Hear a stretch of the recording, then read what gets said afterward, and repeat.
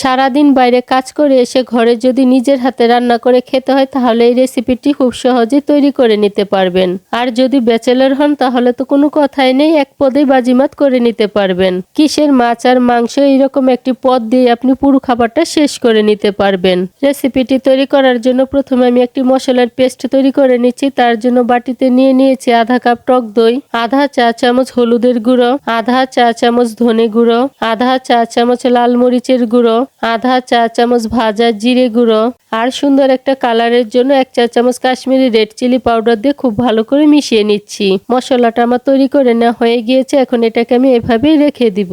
রান্নার জন্য চুলায় প্যান বসিয়ে প্যানে পরিমাণ মতো তেল দিয়ে তেলটাকে গরম করে নিচ্ছি। তারপর আধা কাপ পেঁয়াজ কুচি দিয়ে পেঁয়াজটাকে বেরেস্তা করে ভেজে নিচ্ছি। পেঁয়াজ বেরেস্তাটা হয়ে গিয়েছে, এবার এগুলোকে আমি তেল থেকে তুলে নিচ্ছি। এবার এই একই তেলে কিছু ডিম দিয়ে ডিমগুলোকে ভেজে তুলে নিচ্ছি। তারপর কিছু শীতের সবজি আমি ভেজে নিব। প্রথমে আমি আলুটাকে সামান্য পরিমাণ লবণ দিয়ে ভেজে নিচ্ছি। আলুটা ভেজে নেওয়ার পর এবার এর মধ্যে দিয়ে দিচ্ছি ফুলকপি, গাজর আর ব্রকলি দিয়ে সবজিগুলোকে ভেজে নিচ্ছি। আর সবগুলো সবজি কিন্তু আমি আগে ভাপিয়ে নিয়েছি। আগে যদি সবজিগুলোকে ভাপিয়ে নেন তাহলে রান্নাটা খুব তাড়াতাড়ি হয়ে যাবে। সবজিগুলো তুলে নেওয়ার পর প্যানে আবারও পরিমাণ মতো তেল দিয়ে দিচ্ছি। তারপর ফোড়নের জন্য দিয়ে দিচ্ছি এলাচ, দারুচিনি, লবঙ্গ, স্টার অনিয়ন আর আদা কুচি। এখন মশলাটাকে আমি কিছু সময়ের জন্য ভেজে নিব। মশলা থেকে সুন্দর একটা ফ্লেভার বের হতে শুরু করেছে। এবার তৈরি করে রাখা মশলার পেস্ট এর মধ্যে দিয়ে দিচ্ছি। তারপর মশলাটাকে খুব ভালো করে কষিয়ে নিচ্ছি। মশলা থেকে তেল বের হতে শুরু করেছে। এবার আগে থেকে ধুয়ে রাখা 2 কাপ পোলাওর চাল দিয়ে দিচ্ছি। পোলাওর চালটা দিয়ে দেওয়ার পর এখন মশলার সাথে খুব ভালো করে মিশিয়ে কিছুক্ষণের জন্য কষিয়ে নিচ্ছি। আর এই পোলাওর চালটা কিন্তু আস্ত নয়, এটা ভাঙা পোলাও চালটা দিয়ে আজকে আমি রেসিপিটাকে তৈরি করে নিচ্ছি।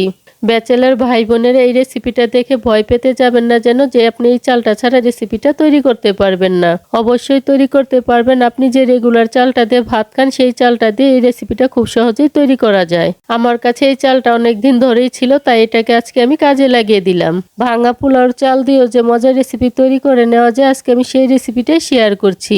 চালটা দিয়ে কিছুক্ষণ কষিয়ে নেওয়ার পর এবার সবজিগুলো দিয়ে দিচ্ছি। তারপর চালের সাথে খুব ভালো করে মিশিয়ে নিচ্ছি। এখন পরিমাণ মতো জল দিয়ে দিচ্ছি যাতে সবকিছু ভালো মতো সিদ্ধ হয়ে যায়। জলটা দিয়ে ভালো করে মিশিয়ে নেওয়ার পর এখন ঢাকনা দিয়ে 10 মিনিটের জন্য মিডিয়াম আঁচে রেখে দিব। 10 মিনিট ঢাকনা দিয়ে রেখে দেওয়ার পর সবজি এবং চাল কিছুটা সিদ্ধ হয়ে গিয়েছে। এবার এর মধ্যে দিয়ে দিচ্ছি আধা কাপ বরবটি, 3টা টমেটো, আধা কাপ লাল সবুজ হলুদ রঙের ক্যাপসিকাম, 1 কাপ পেঁয়াজ পাতা কুচি আর স্বাদ মতো লবণ দিয়ে সবকিছু খুব ভালো করে মিশিয়ে নিচ্ছি। আগে যেহেতু সবজি ভাজার সময় কিছুটা লবণ দেওয়া ছিল তাই লবণটা বুঝে শুনে দিতে হবে। সবকিছু দিয়ে ভালো করে মিশিয়ে নেওয়ার পর এবার আগে থেকে ভেজে রাখা কিছু পেঁয়াজ বেরেস্তা দিয়ে দিচ্ছি। তারপর ঢাকনা দিয়ে লো আঁচে এটাকে আবারও 10 মিনিটের জন্য রেখে দিব। 10 মিনিট রেখে দেওয়ার পর সবজি এবং চালগুলো খুব ভালো মতো সিদ্ধ হয়ে গিয়েছে। এখন আবারও হালকা হাতে মিশিয়ে নিচ্ছি। এখন ভেজে রাখা ডিমগুলো এর উপর দিয়ে দিচ্ছি। তারপর দিয়ে দিচ্ছি কাঁচামরিচ, 1 টেবিল চামচ বিরিয়ানির মশলা, ভেজে রাখা পেঁয়াজ বেরেস্তা আর ধনেপাতা কুচি ছড়িয়ে স্ট্যান্ডিং টাইমে রেখে নামিয়ে নিচ্ছি। ব্যাস তৈরি হয়ে গিয়েছে ভাঙা পোলাওর চাল দিয়ে মজাদার এই রেসিপিটি। ডিমের এই সুন্দর চেহারা দেখে কেউ হাসতে যাবেন না প্লিজ। আসলে আমি যখন উঠাতে গিয়েছিলাম তখন ডিমটা আমার ভেঙে গিয়েছে। আজকের এই শীতের সবজি আর ডিম দিয়ে রেসিপিটি যদি ভালো লেগে থাকে তাহলে আমার চ্যানেলটিকে সাবস্ক্রাইব করে পাশে থাকা বেল আইকনে প্রেস করতে ভুলবেন না। এতে করে আমি যে নতুন নতুন রেসিপি আপলোড করব সবার আগে নোটিফিকেশন আপনি পেয়ে যাবেন। আজকের মতো এখানে বিদায় নিচ্ছি। দেখা হচ্ছে পরবর্তী নতুন কোনো রেসিপিতে।